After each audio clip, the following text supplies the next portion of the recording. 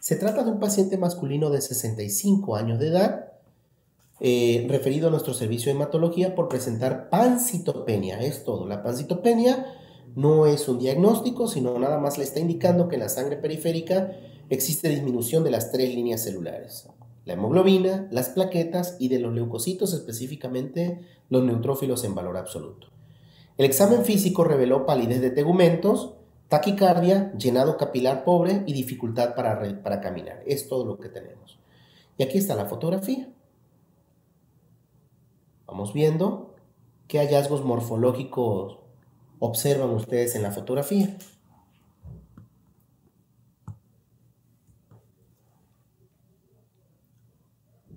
Ya no se parece en nada a lo que veíamos en la fotografía pasada.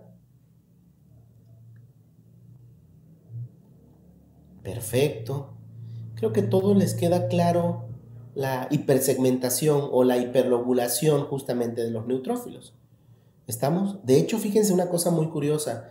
Este tipo de anemia, de acuerdo, aguas, aguas, aguas. Licenciado José, aguas, porque es cierto, puede serlo. Pero si usted no hace la determinación de ciertas moléculas que vamos a ver más adelante, puede equivocar el diagnóstico. Esto claramente pudiera ser tomado de una mielodisplasia, de un síndrome mielodisplásico. ¿Estamos? Entonces, hay que tener mucho cuidado nada más antes de poder decir que se trata específicamente de eso, porque por eso se hacen las pruebas adicionales. La morfología es muy sugerente de algo, no diagnóstica. Recuerden que hasta una vulgar anemia por deficiencia de hierro, para que usted diga que es deficiencia de hierro, debe demostrarlo, y la forma de demostrarlo es hacer un perfil de hierro completo. Lo mismo sucede aquí. La morfología es sugerente de algo, pero no diagnóstica de algo. No se puede dar todavía como este tipo de anemia. Consistente, sugerente de, pero no como tal. Porque para eso usted debe determinar lo que conlleva este tipo de anemia o de pancitopenia, porque en realidad el paciente tenía pancitopenia. Entonces vamos a continuar. Esa era la sangre periférica, ahora la médula ósea. Quiero que vean cómo es la médula ósea. Una médula ósea hiperplásica, donde existe hiperplasia eritroblástica, es decir, donde hay gran cantidad de eritroblastos que lejos de ser de un solo núcleo, vean estos que son enormes, con 2 núcleos, algunos que lejos de ser totalmente redondos, como frecuentemente lo vemos, tienen estas irregularidades nucleares. Al haber muchos eritroblastos, pues también va a haber un aumento de macrófagos, muchos de esos se van a morir, o incluso van a ser alimentados por los macrófagos, porque recuerden que los macrófagos son células que reservan hierro y son los que les proporcionan el hierro a los eritroblastos para formar la hemoglobina. Vamos a ver formas gigantes de neutrófilos, por ejemplo, bandas o metamielocitos, mielocitos. Vean, por ejemplo, aquí, estos dos pequeños puntitos que se ven aquí, son frecuentes encontrarlos en las anemias megaloblásticas. Vean este eritroblasto enorme, gigante, monstruoso, que tiene una sincronía madurativa entre el núcleo y el citoplasma. Mientras que el núcleo parece una cromatina bastante fina, el libro o la literatura los define como un vidrio esmerilado, una cromatina fina. Vean que el citoplasma ya es de un eritroblasto policromatófilo. Estamos en un estadio ya más avanzado. Vean aquí esta célula monstruosa. ¿Sí ya se dieron cuenta? Que se está fragmentando. Incluso muchas de estas células se fragmentan y se destruyen intramedularmente. Liberan hemoglobina, que se cataboliza bilirrubina, y por eso en este tipo de anemias vemos aumento frecuentemente de las bilirrubinas a expensa de la indirecta. Quiero que vean esta forma gigante de neutrófilo. Aquí vemos una banda, y este probablemente también sea una banda o un neutrófilo con muchas lobulaciones, pero bastante enorme. ¿Estamos? Entonces, quiero que vean, aquí vamos a ver las formas. Vemos, por ejemplo, lo que decíamos, macrobalocitos, son células enormes. Vea química cómo son células más grandes en forma de huevo, ¿sí? Vemos algunos poiquilocitos, que son células que están rotas, que no tienen un nombre en particular, son células que se han destruido. Y con esto hay que tener muchísimo cuidado, porque cuando se suman los grandotes con los chiquititos, pueden dar un volumen corpuscular medio no refleja realmente lo que está sucediendo. Es decir, volumen corpuscular medio muy pegados al valor de referencia normal alto. ¿Estamos? Aquí en este caso se suman los grandotes con los chiquititos, los grandotes son los más evidentes. Y justamente puse varias fotografías de neutrófilos que están o alargado del núcleo o hiperlobulados, debido a que la primera manifestación de la deficiencia de estas vitaminas, que vamos a ver a continuación, es justamente el alargamiento o la hiperlobulación de estas células antes que la macrocitosis. Porque uno espera que haya anemia, uno espera que haya macrocitosis o macrovalocitos, y en realidad la primera manifestación es sobre estas células. ¿Estamos? Y en la médula ósea vemos una hiperplasia eritroblástica, ya habíamos dicho, cambios megaloblastoides, megaloblastos, ¿sí? Vean, megaloblastos, eritroblastos grandes. Por eso en algún momento existía la nomenclatura de normoblastos, porque en el pasado habían muchas anemias megaloblásticas y para tratar de separarla entre la megaloblastosis y la normoblastosis existió esa clasificación. Actualmente ya no se utiliza, es una clasificación obsoleta llamarle normoblastos, ya son eritroblastos como tal. Pero quiero que vean cómo estas células incluso, repito, se van fragmentando. Si logran sobrevivir a la etapa final, algunos de estos restos nucleares quedan o persisten hasta la etapa final y se conocen como estos famosos cuerpos de Howell-Jolly. ¿Estamos? Ahora bien, quiero que vean la biometría hemática de estos pacientes. Una hemoglobina, una anemia moderada, 8.4 gramos de hemoglobina. Vean el volumen globular medio, está bastante elevado, 116.8. La concentración de hemoglobina corpuscular media está ligeramente, discretamente baja. Es decir, si usted mide la cantidad de hemoglobina que tiene ese hematíe, pues debe ser mucho mayor. ¿Por qué? Porque para darle el color a ese eritrocito tan grande requiere llenarlo de mayor cantidad de hemoglobina. ¿Estamos? Por eso el parámetro que utilizamos es la concentración de hemoglobina corpuscular media. Perdón, vean la cantidad de reticulocitos, está bastante disminuida. Las plaquetas están disminuidas y los neutrófilos en valor absoluto también están disminuidos. Pero es que quiero que vean, la vitamina B12 y el ácido fólico son importantes para que la célula se pueda dividir, no para la síntesis de la hemoglobina, sino más bien para que la célula se pueda dividir. Así que aquí no vamos a tener un problema de eritrocitos pequeñitos o hipocrómicos, aquí más bien vamos a tener un problema en la replicación del DNA. Curiosamente, cuando quiere pasar de un estadio a otro, al no tener vitamina B12, al no tener folatos, la célula ya pensó que se tiene que dividir y célula, divídete, no me puedo dividir porque me falta vitamina B12 o folatos. Y entonces, ¿qué pasa con la célula? Sigue creciendo, no tiene un problema en la síntesis de proteína, pero sí tiene un problema en la división celular, en la replicación del DNA. Y entonces ya pasó un estadio de maduración, sigue creciendo la célula. Divídete célula, no me puedo dividir porque me falta vitamina B12 o folatos, y no se siguió dividiendo. Y vean cómo siguen pasando los estadios de maduración. A medida que va avanzando en la maduración, llega un punto en donde si se logra dividir y llega a ser un eritrocito normal, va a ser un eritrocito grande. Grande, pero poco. Vean que a partir de un proeritroblasto obtenemos más o menos 16 eritrocitos. En este caso, como se ha perdido varios estadios de maduración porque no se ha podido dividir, pues básicamente tenemos un número limitado de células. Teniendo en cuenta que muchas de estas células tienen inestabilidad en el DNA, porque en vez de adicionar timina para la replicación del DNA, adicionan uracilo, el cual es detectado por los sistemas escaneadores y dicen, este no va aquí, te mueres. Y muchas de estas células, vean, fragmentadas, se mueren. ¿Estamos?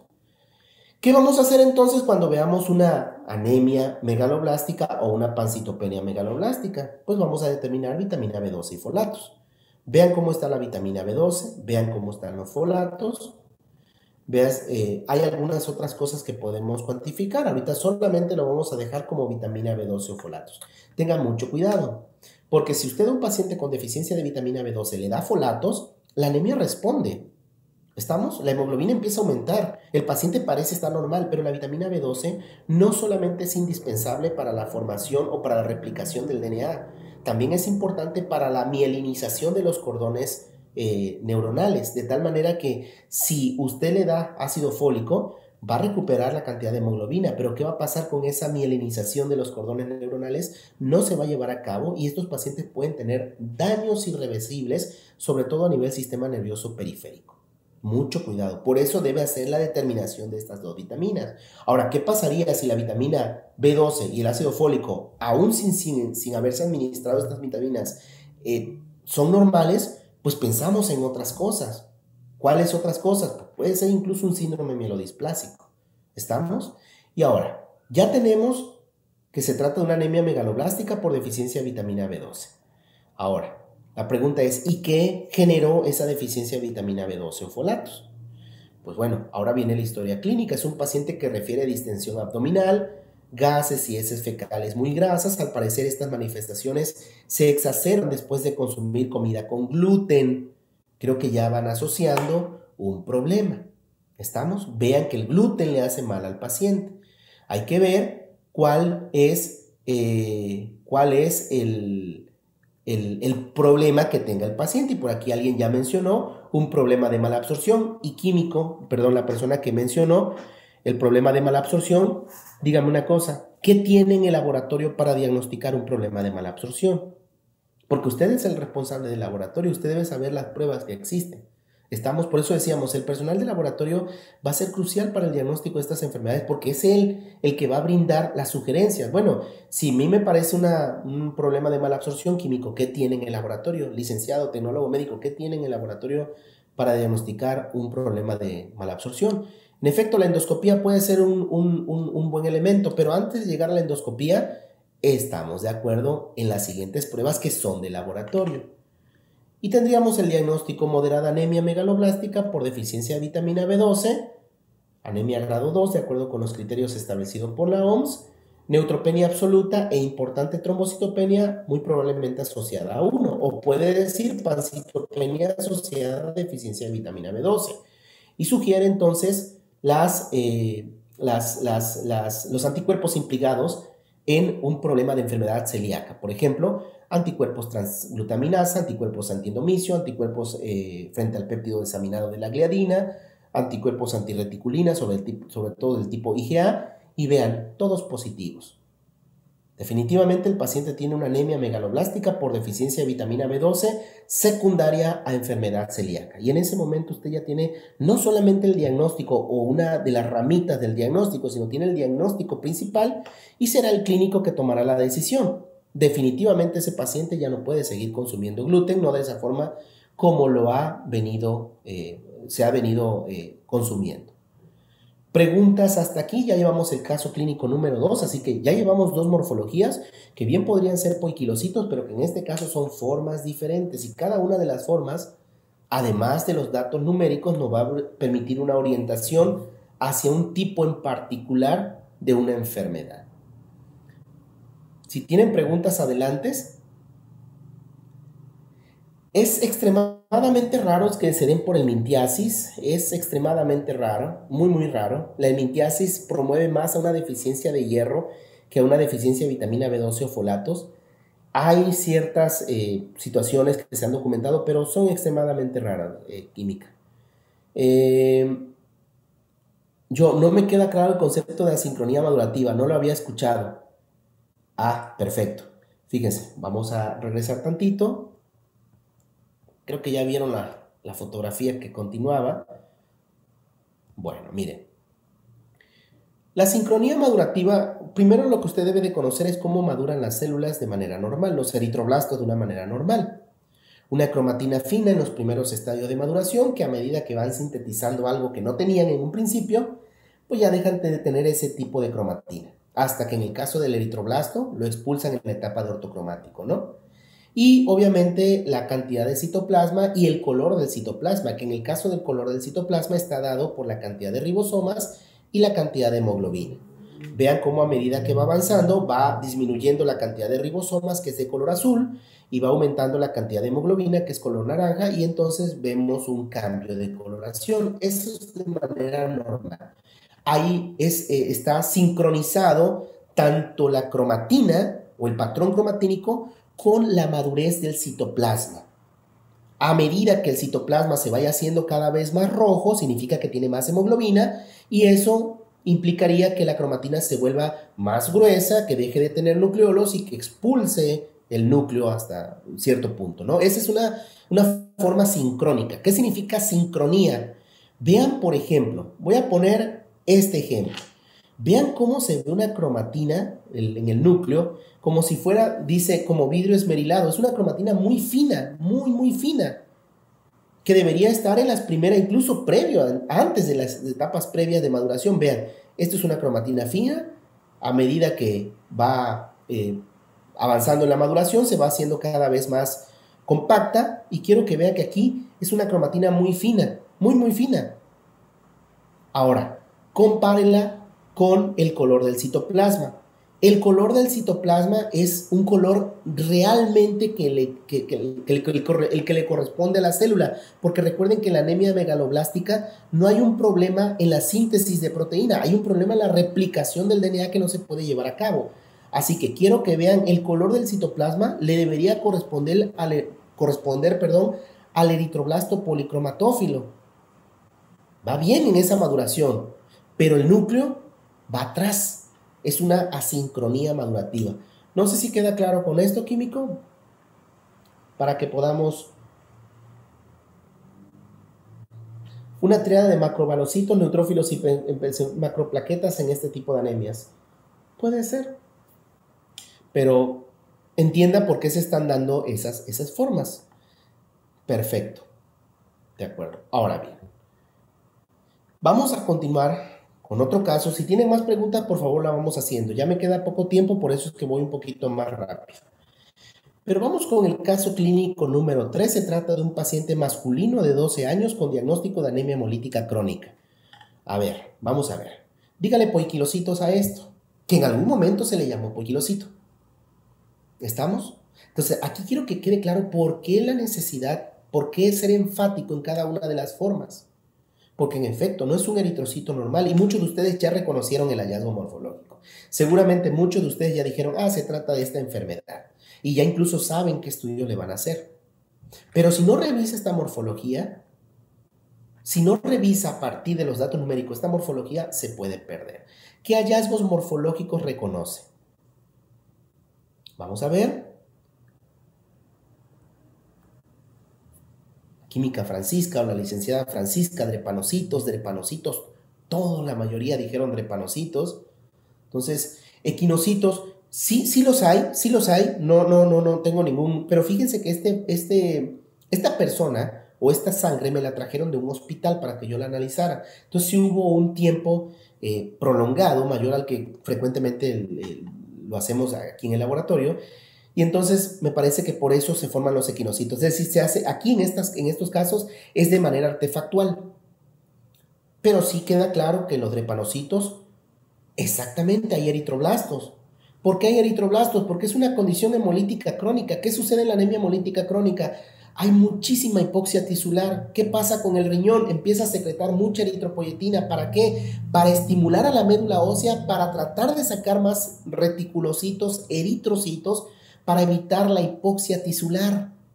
¿Estamos? Pero no lo logra. Y al no lograrlo, células troncales hematopoyéticas que hacen el homing celular, se mueven de un lugar a otro, empiezan a repoblar zonas que en algún momento de la vida fueron hematopoyéticas, como el vaso o como el hígado.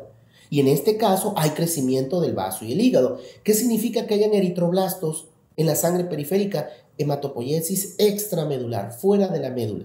Que algo hubo en la médula ósea que desplazó células troncales hematopoyéticas a un sitio que en este caso fue el grado de hipoxia que promovió al desplazamiento de esa célula troncal hematopoyética y al establecimiento en el vaso y en el hígado, y que a partir de ahí se generaran estas células que se conocen como eritroblastos. Totalmente de acuerdo. Y vean, son células alargadas, son células hipercrómicas, tienen mucho color. ¿Por qué tienen mucho color? Porque esas células se deshidratan. Cuando dicen, es que no existe el término hipercromia. A ver, usted tiene una jarra, aquí en México le llamamos jarra, no sé cómo se le llama en otros países. Usted tiene un bote de 5 litros de agua, para 5 litros de agua, perdón, y le pone 5 gramos de colorante, y eso es lo normal. ¿Qué pasa si usted ahora, en vez de colocarle en vez de colocarle más cantidad de colorante, le coloca menos cantidad de agua? ¿Cómo se va a ver el color?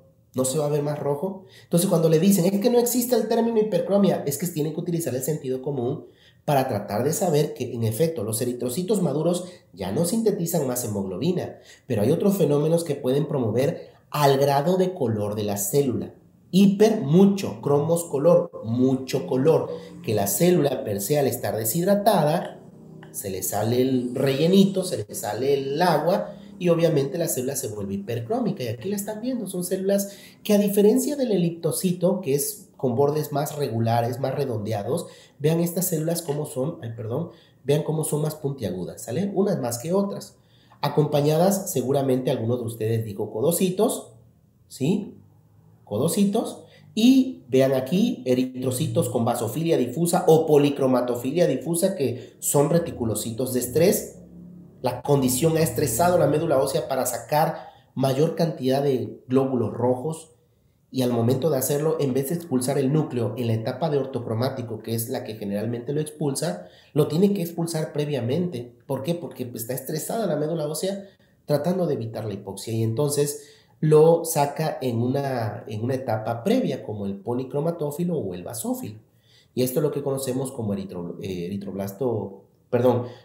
basofilia difusa, y además reticulocito de estrés, que mire cómo se ve, como si fuera un moñito de un globo, por esa forma de movimiento que tiene la célula, esa forma megoide que tiene el movimiento todavía, todavía esa célula.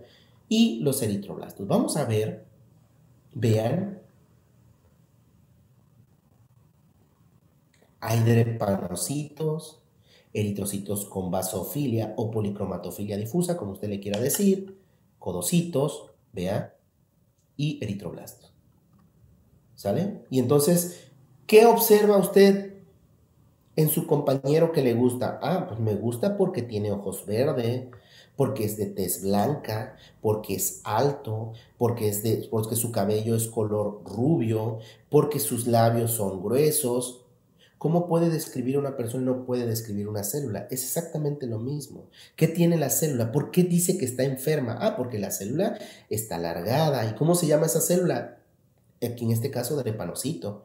¿Pero lo acompañan otras formas? Sí. ¿Y por qué lo acompañan? Porque hay hematopoiesis extramedular en el caso del eritroblasto, porque el estrés que está produciendo por el grado de hipoxia implica el que se deshaga del núcleo prematuramente, no en la etapa de ortocromático, sino en una etapa previa, y promueva a lo que conocemos como basofilia o policromatofilia difusa, siendo un reticulocito de estrés, por ejemplo. Entonces, todas esas formas es como tendría que ser una descripción. Por eso hay que tener un poco de cuidado nada más con describir. La basofilia difusa. Color azul, uniforme en todo el glóbulo rojo. Vea, por ejemplo.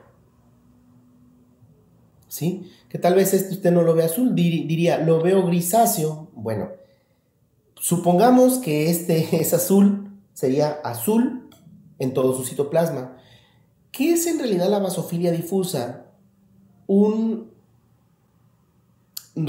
eritroblasto que ha expulsado su núcleo en la etapa de eritroblasto basófilo, donde todavía es azul.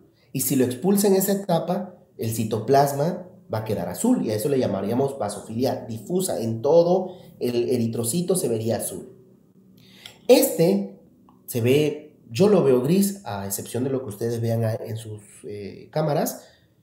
Yo lo veo gris, seguramente lo expulsó en la etapa de policromatófilo, en donde poli significa muchos. En realidad no es que sean muchos, es que tiene la misma afinidad por el azul de metileno que por la eosina. Es decir, tiene la misma cantidad de ribosomas que moléculas de hemoglobina. Y cuando se mezclan los colores, pues se ve de color grisáceo.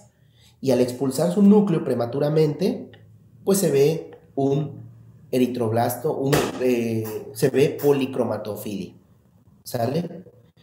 Decimos específicamente basofilia o policromatofilia. Ahora, la realidad es que cuando estamos describiendo las enfermedades decimos basofilia difusa y mezclamos la policromatofilia y la basofilia difusa. No pasa nada, estamos indicando que hay una variabilidad en el color un color que es diferente al rojo de los hematíes, un color grisáceo o azul, de manera, digamos, difusa. ¿Estamos? De acuerdo. Bueno, ahora vamos a ver la biometría hemática. Vean, es un paciente que tiene una hemoglobina de 6.5, un volumen corpuscular de 85, una concentración de 31.9. Y bueno, las otras líneas celulares parecen estar bien. Cuidado con el RDW, porque muchas veces nos dicen, es que el RDW, deficiencia de hierro, ese es alguien que te quiere vender un equipo, pero la persona que está en el laboratorio dice, no, cuidado. Yo he visto muchas enfermedades que el RDW, en donde se pueden ver alterados. Es altamente sensible, pero poco específico. Tenga en consideración esto. O sea que sí lo puede utilizar, por supuesto, pero bajo ciertas situaciones. Ahora, perdón, ya me pasé. ¿Qué prueba le vamos a hacer a este paciente? Se me está acabando el tiempo, pero bueno, me dijo el licenciado que eran 2 horas, así que... Ahora, quiero que vean. Este es una prueba de inducción con metabisulfito de sodio. ¿Qué hacemos con estas células? El metabisulfito desplaza el oxígeno y es que estas células tienen una mutación en donde se cambia, hay una mutación puntual, donde se cambia el ácido glutámico por valina en la 6ª posición de la cadena beta-globínica y tan solo ese cambio hace que ante bajas tensiones de oxígeno o ante una acidez, estas células o esta hemoglobina se empiece a polimerizar, unir una con otra y hace que la célula se deforme formando el famoso drepanocito. Y aquí se llama inducción de drepanocitos porque nosotros las vamos a inducir a que hagan esto en el laboratorio. Lo colocamos en el metabisulfito y lo observamos en el microscopio. Y ahí estamos 24 horas, que es lo que se tiene que estar revisando. Los pacientes en estado homocigoto, en menos de 1 hora ya lo tienes. Los pacientes en estado heterocigoto tardan un poco más, pero el tiempo que se debe dar son 24 horas. No definimos la positividad o la negatividad de acuerdo al tiempo. Lo único que decimos es la prueba de inducción para drepanocitos fue positiva. ¿Sale? Esto es mucho más fácil que hacer una electroforesis de hemoglobina, porque estaremos de acuerdo que no todos estamos al alcance de una electroforesis de hemoglobina. Ahora aquí quiero que vean la electroforesis de hemoglobina. Hay un porcentaje de eritroblastos en el frotis. No debe haber, de manera normal no hay. Si hay eritroblastos en la sangre periférica, algo está pasando. Obviamente los pacientes prematuros, por obvias razones, hay eritroblastos porque pues todavía hay hematopoiesis extramedular, todavía se conserva cierto grado de eritropoiesis, por ejemplo, en el hígado. En el caso de los pacientitos que nacen a término, todavía hay eritroblastos en la sangre periférica, pero no tarda más de 1 semana. ¿Estamos? Y después de ahí no debe haber eritroblastos. Si los hay, algo está pasando. Algo está estimulando a la médula ósea para que células troncales hematopoyéticas se desplacen a vaso hígado, se establezcan y formen los eritroblastos. Dice, ¿cómo se llama la prueba de inducción de drepanocitos? Así, prueba de inducción de drepanocitos con metabisulfito de sodio. Y el metabisulfito de sodio es, por lo menos aquí en México, es un bote grande que primero se caduca, y te estoy hablando de años antes de que tú puedas te lo puedas gastar. Es decir, conviene comprarlo como entre unos 20, 30 laboratorios para que se le pueda sacar provecho. ¿Sale? Es un reactivo bastante barato y fácil de usar. Pero bueno, luego pasamos, es necesario obviamente hacer una electroforesis de hemoglobina. En este caso el paciente ya estaba transfundido, por eso hay hemoglobina A. Fíjense bien, no se ve hemoglobina fetal. Fíjense una banda que corre lento, se llama S de slow, por eso es hemoglobina S de slow, porque cuando, se me olvidaron, se me olvidaron los personajes, Pauling y Tano, hicieron el corrimiento electroforético, vieron que había una banda que corría lento y por eso se llama hemoglobina S de lento, de slow. Pero bueno, quiero que vean, aquí está una barra un pico que corre atrás de la hemoglobina A1 y finalmente la hemoglobina A2 que está pues de manera normal en el cuerpo pero que en bajas proporciones. Y es que ¿qué pasa en la hemoglobina S en estado en estado homocigoto? Pues justamente hay una mutación en las cadenas beta-globínicas que hace que no se produzcan, en el caso del homocigoto, hemoglobina A del adulto, sino que se produce una hemoglobina A modificada que se conoce como hemoglobina S. Es decir, la hemoglobina S no es otra cosa más que una hemoglobina A modificada. Eso es todo, que corre más lento, una. Dos, que bajo la tensión baja de oxígenos o una acidosis promueve a la polimerización de la hemoglobina y formar esos famosos drepanocitos. Y aquí ustedes están viendo un corrimiento electroforético normal versus un corrimiento electroforético de un paciente con hemoglobina S en estado homocigoto. No hay hemoglobina A. Entonces se me preguntará, ¿por qué aquí hay hemoglobina A? Bueno, porque al paciente lo han transfundido. Diagnóstico, hemoglobina S en estado homocigoto. Obviamente, transfundido. Se recomienda realizar perfil de hierro completo. Cuidado, porque son sugerencias. ¿Y esta sugerencia le puede salvar la vida al paciente o no? ¿Por qué le vamos a hacer el perfil de hierro completo a un paciente que no tiene ni microcitosis, que no tiene hipocromía? Porque recuerden que estos pacientes, por cada transfusión que reciben, se repletan de hierro. Y el hierro en exceso se puede depositar en ciertos órganos y dañarlos. Si se deposita en el hígado, causa cirrosis hepática. Si se deposita en el páncreas, daña las células beta del islote de Langerhans y produce diabetes mellitus. Si se deposita en las glándulas tiroides, ocasiona hipotiroidismo. Si se deposita en las gónadas, causa daño gonadal. Si se deposita en el corazón, causa daño miocárdico, etcétera, etcétera, etcétera. Entonces, el hierro es bueno, pero no en exceso, así que hay que tener muchísimo cuidado cuando en realidad se debe de dar el hierro. Y en este caso se le sugiere el perfil de hierro porque si la ferritina está por encima de 1000 nanogramos por decilitros, pues ya hay que darle quelante de hierro. Por ejemplo, la deferosamina, el XJ, que es un buen medicamento quelante de hierro, para evitar obviamente que estos pacientes se saturen de hierro. ¿Estamos? Conclusión. Obviamente aquí comenzamos con los aspectos morfológicos para que ustedes empezaran a decirme qué veían. Pero conclusión, debe correlacionar los datos numéricos a través de los índices eritrocitarios, volumen y concentración, con los hallazgos morfológicos. Si usted encuentra una anemia o no anemia, pero hay microcitosis y o hipocromía, fíjese bien, si hay microcitosis y o hipocromía, además de ver la morfología, hay que sugerir un perfil de hierro completo. Y usted me dirá, no tiene anemia. Bueno, ¿quiere que entre en un estado anémico? Sígalo dejando así.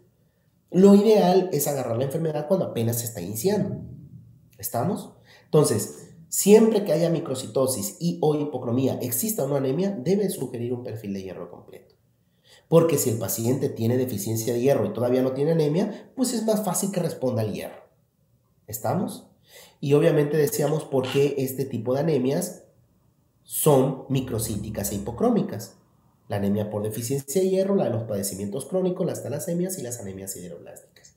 Pero si no tiene esa forma y tiene un volumen corpuscular medio alto y una concentración de hemoglobina corpuscular media normal o ligeramente baja con reticulocitos bajos, entonces ya no hablamos de una anemia por deficiencia de hierro. ¿Qué hago dándole hierro? ¿O qué hago sugiriéndole un perfil de hierro completo? Hace poco puse en las redes una anemia clásica megaloblástica y alguien dijo, pígale una cinética de hierro. Bueno, de principio ni siquiera. Pero segundo, una cinética de hierro a una anemia megaloblástica puede ser una anemia mixta, por supuesto, pero primero desenmascare algo. De por sí es complicado y todavía el no desenmascararlo puede ocasionar mayor problema.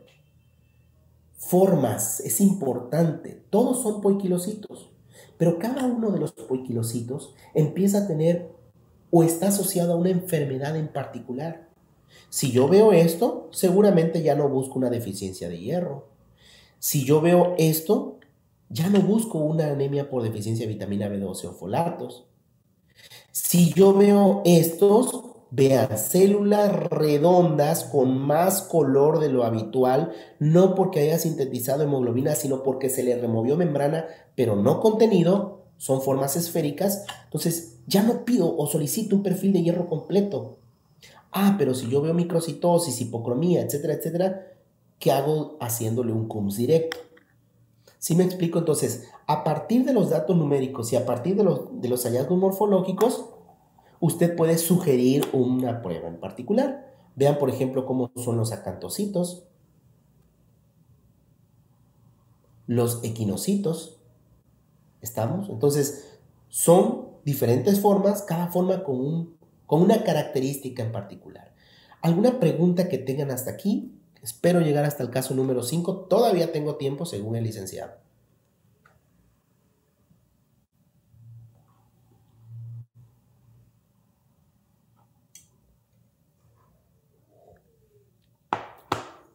Muchas gracias. Pues vamos a continuar con un caso que seguramente ustedes han tenido en el laboratorio. Son de esos casos que llegan muy frecuentemente. Paciente masculino, y ahora vamos a hacerlo al revés.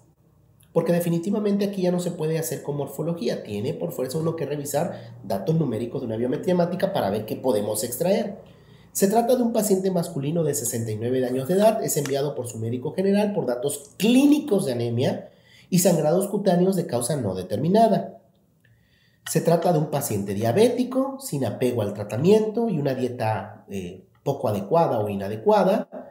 De acuerdo con el padecimiento actual, es un paciente también hipertenso y cuenta con biometrías realizadas en su servicio de salud con hemoglobina baja, y aunque se han administrado una gran cantidad de hematínicos y vitaminas en diferentes presentaciones, la anemia resulta ser que persiste. Vamos a ver qué pasa.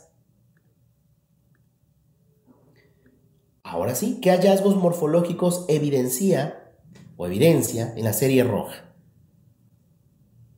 Este frotis se hizo durante los primeros 5 minutos, no se dejó más tiempo. Los leo, si todavía me siguen.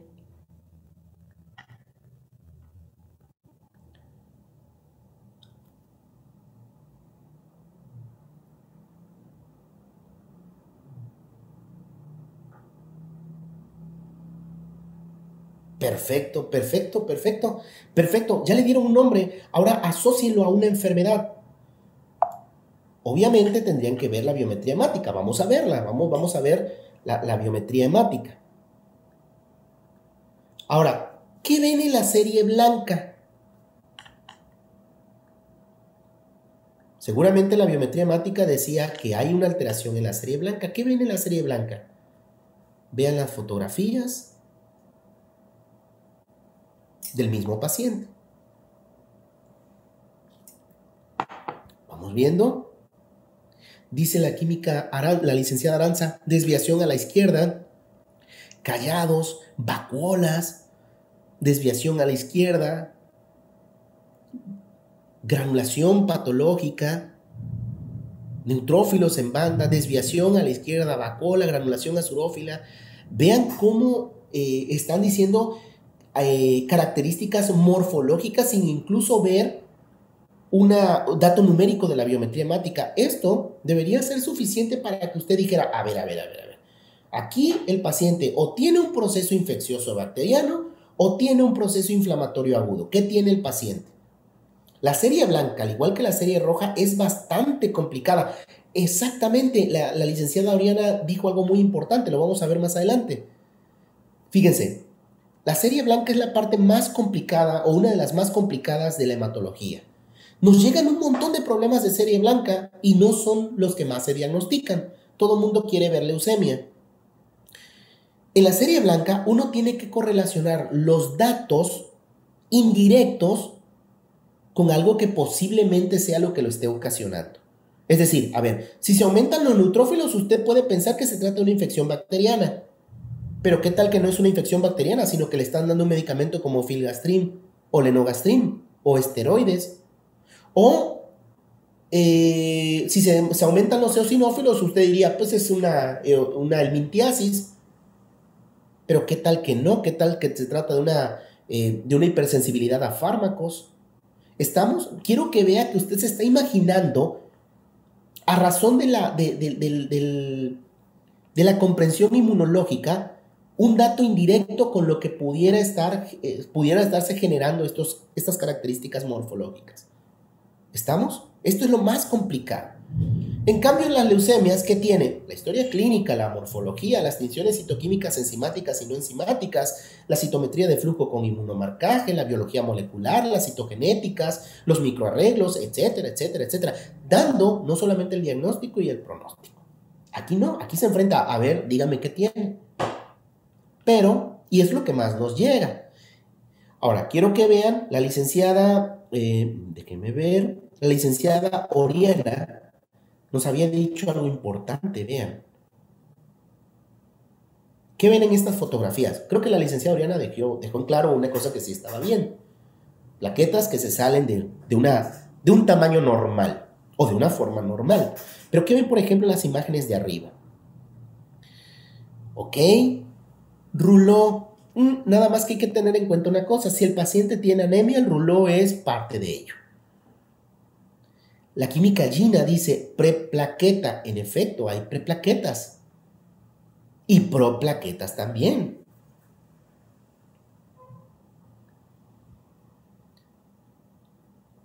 Vamos a continuar. Quiero que vean esto. Cuerpos de Dell, perfecto, cuerpos de Dell, en efecto. Y vamos a explicar precisamente esto.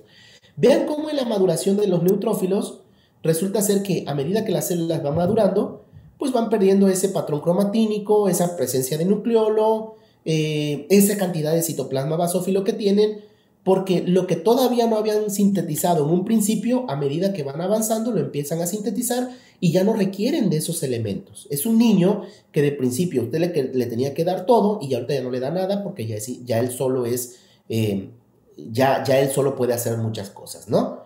Pero quiero que vea cómo en la etapa de promielocito empiezan a aparecer estos gránulos azurófilos, ¿sí? Que son los gránulos primarios, y cuando pasa la etapa de mielocito, empieza a desaparecer el color, no el gránulo, el color del gránulo. El color del gránulo se lo dan los mucopolisacáridos.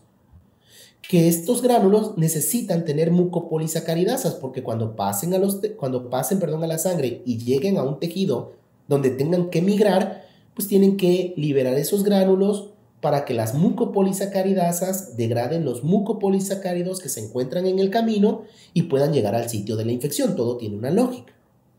Pero entonces lo que le daba el color a esos gránulos resulta ser que lo va a perder porque el mucopolisacárido que le daba el color al gránulo es degradado por la mucopolisacaridasa. El contenido del gránulo está presente, el color es el que desaparece. ¿Estamos? Y eso lo hace en la etapa de mielocito. Lo mismo pasa con los ribosomas, que son de color azul, o el retículo endoplásmico rugoso. A medida que va madurando, pues la célula ya no lo requiere porque ya no hay que fabricar algo que ya lo tienes. ¿Estamos?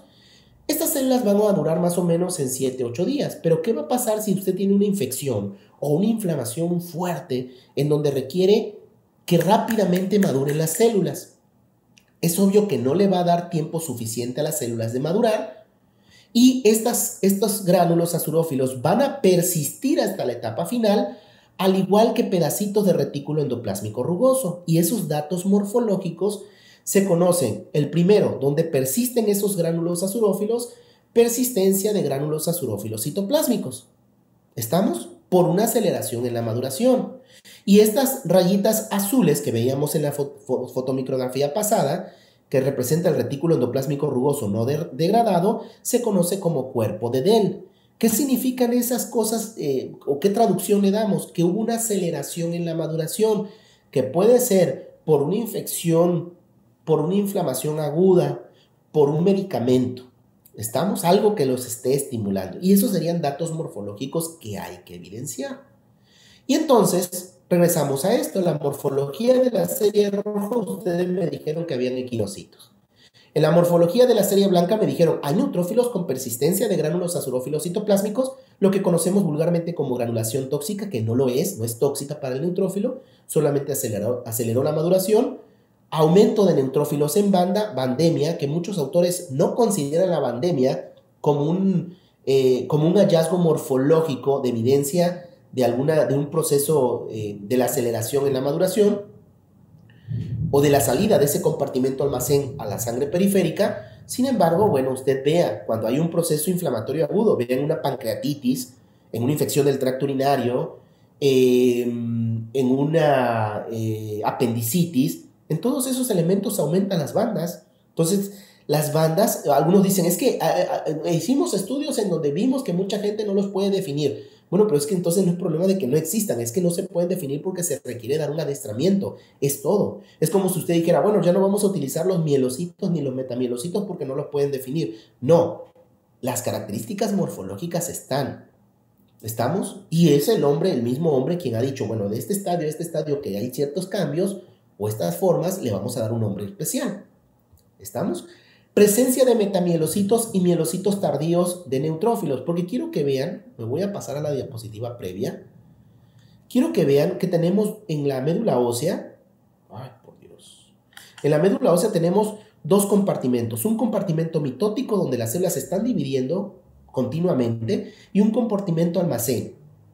Esas células no dependen de factores de crecimiento estromales y por lo tanto están ahí. Si hay una infección, salgan a combatir. Traten o intenten hacer algo en el tejido que está infectado o que está dañado. ¿Estamos? Y en el compartimento almacén se encuentran esos mielocitos tardíos o mielocitos de tercera generación, metamielocitos y las propias bandas. De tal manera que cuando hay un aumento o un aumento en la demanda, estas células salen y es lo que se conoce como desviación a la izquierda. Un término no muy poco apropiado porque tampoco hay una desviación a la derecha, o sea, todo va madurando, ya después del neutrófilo ya no hay nada, pero bueno, se entiende que la desviación a la izquierda son estas células que se encuentran en el compartimento almacén y que van a salir a la sangre periférica para llegar a un tejido donde se requiere. Entonces, veamos estos, además había monocitos y neutrófilos vacuolados, siendo los neutrófilos más específicos en estas situaciones, porque los monocitos, si usted no hace el frotis dentro de los primeros 5 minutos, son células que al ser muy fagocíticas, fagocitan plasma y forman vacunas rápidamente. Entonces, la única manera de saber si los monocitos están estimulados por un proceso infeccioso o un proceso inflamatorio es hacer el frotis durante los primeros 5 minutos. Otra cosa que sucede en los monocitos que nos hemos estado, bueno, seguramente ustedes ya conocían, es que además de aumentar el tamaño, empiezan a tener mayor cantidad de gránulos azurófilos en el citoplasma. Véanlo cuando tengan oportunidad, para aquel que no lo ha visto, y son datos que se repiten mucho en las infecciones o en las inflamaciones. Son datos de estimulación, porque un monocito normal, la mayor parte de las ocasiones carece de gránulos, o sea, a menos que haya una infección o inflamación, es donde más se ven esos granulitos. Los famosos cuerpos de Dehn y datos de hipermotilidad en los neutrófilos, que decíamos, los neutrófilos son redondos, pero a veces forman estas pequeñas protuberancias que indican que se están moviendo más rápido y que cuando usted hace el frotis, pues queda ahí como una pequeña, con unas pequeñas bolitas o orejitas que le quedan, que representa el movimiento rápido de esas células por hiperestimulación. Morfología plaquetaria, proplaquetas y preplaquetas. Plaquetas grandes o plaquetas largas, debido a que las plaquetas también juegan un papel importante en la inflamación y en la infección. Son kamikazes, en pocas palabras. Por eso a veces vemos que en las infecciones o en las inflamaciones se aumentan las plaquetas y después se bajan, porque ellas mismas son autosuicidas, que en realidad lo hacen como para defendernos de las infecciones, pero eso no lo vamos a hablar en este apartado. Vamos viendo, dice, ¿a qué se refiere pre y proplaquetas? Bueno, cuando los megacariocitos introducen el pseudópodo a través de los vasos sanguíneos, empiezan a liberar plaquetas, pero déjenme pasar a la parte de atrás y voy contando el tiempo, ya tengo menos de 10 minutos. Y vean, estas formas grandes, primero salen como estas formas alargadas que se conocen como proplaquetas, ¿sí? Son formas alargadas. Estas tienen microtúbulos que se van a ir alargando hasta que se dividen completamente y de aquí se obtienen por lo menos 2, pero pueden obtenerse más. ¿Estamos? Y puede ser que se obtenga una preplaqueta, que es una plaqueta más grande de la plaqueta que vemos originariamente. ¿Estamos? Ahora, esa plaqueta grande todavía tiene microtúbulos y puede seguir otra vez alargándose, convertirse en una preplaqueta y dividirse y dar más plaquetas. ¿Estamos? Fenómeno que sucede de manera normal.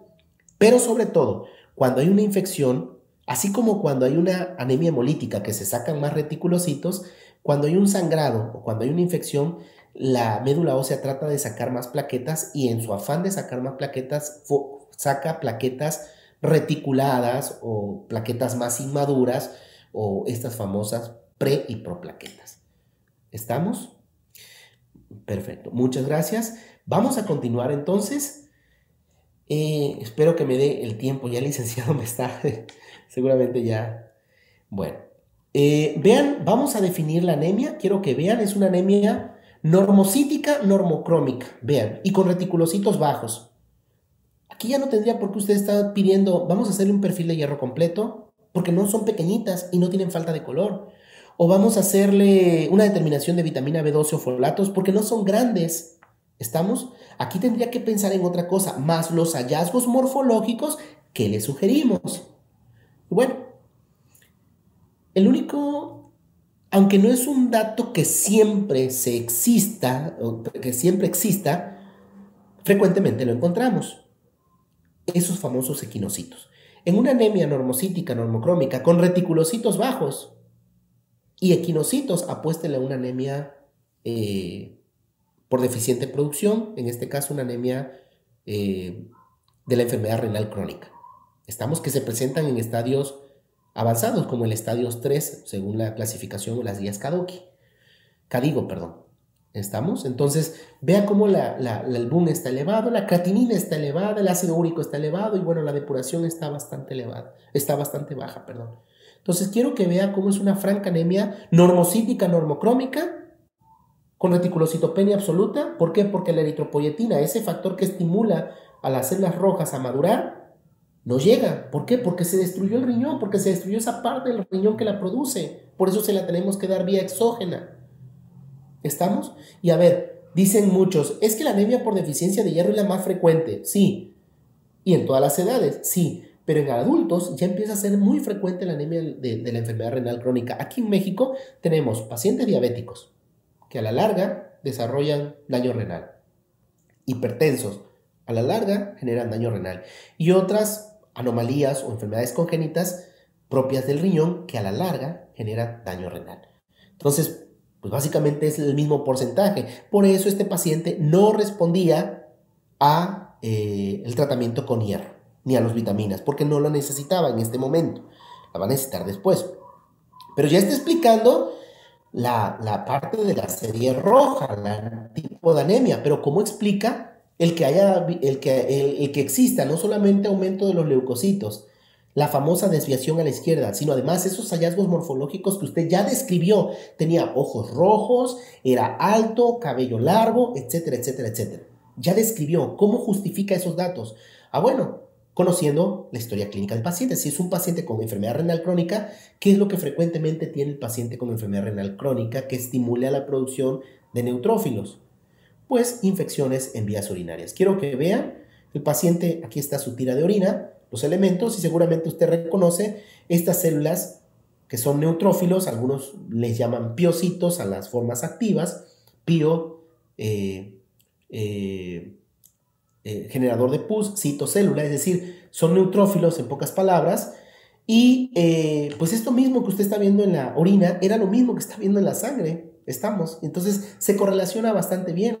Si le llega una paciente embarazada y dice, a ver, esta paciente embarazada no tiene leucocitosis, no tiene neutrofila, pero veo granulación tóxica, cuerpos de DEL, veo algunas formas inmaduras como metamielocitos, mielocitos.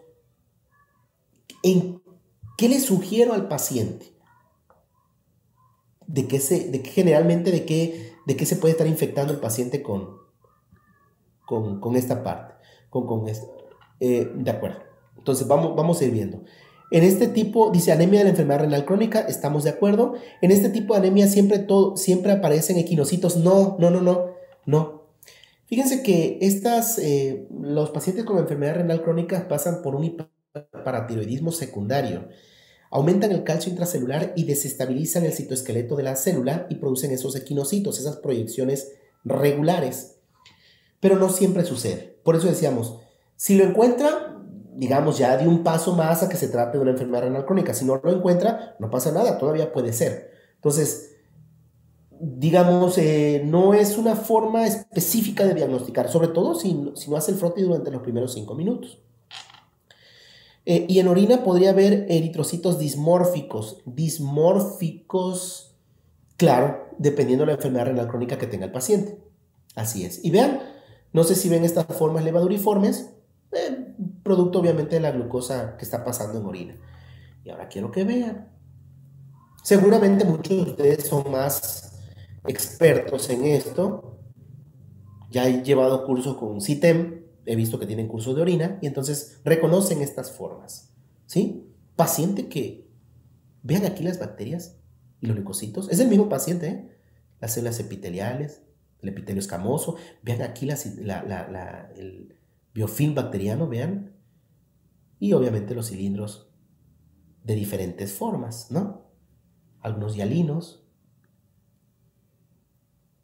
vean el halo perinuclear de una inflamación crónica, con una tinción de Gram, vean cómo se ven las bacterias que incluso se empiezan a pegar, que son bacilos negativos, no son Gram positivos, no son lactobacilos. Vean, y además es un paciente masculino, vean cómo se empieza a pegar en la célula del epitelio escamoso. Y bueno, llegamos a esta parte en donde pues tenemos que dar un diagnóstico ya con todo esto. Personal de laboratorio tiene que ser como el Sherlock Holmes buscando información. Dice, moderada anemia secundaria, enfermedad renal crónica, anemia grado 2, de acuerdo con los criterios establecidos por la OMS. 2, leucocitosis neutrofílica más datos morfológicos en los neutrófilos y monocitos asociadas a infección del tracto urinario. Veas el resultado del examen general de orina. Y moderada trombocitopenia, muy probablemente asociada a 1 y o a 2. ¿Por qué? Porque los pacientes con enfermedad renal crónica pueden tener trombocitopenia leve, ¿estamos? Pero además este paciente tiene una infección que puede promover a menos cantidad de plaquetas. Y bueno, aquí tiene ya el diagnóstico de esta enfermedad. Vamos a ver las preguntas. Exactamente, ¿de acuerdo?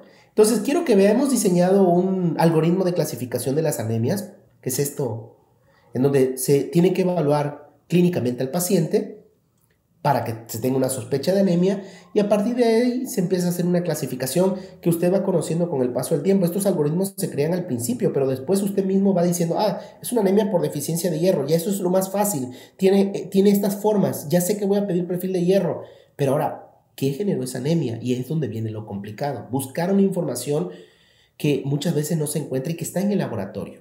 Por ejemplo, si usted ve una anemia por deficiencia de hierro y ve muchos eosinófilos, muchos eosinófilos, no se vaya a quedar con que porque tiene anemia me voy con la anemia y no valoro las otras líneas celulares. No, estoy viendo muchos eosinófilos, pues a ver. Las eosinofilias pueden ser secundarias a infección helmíntica, infección por helmintos.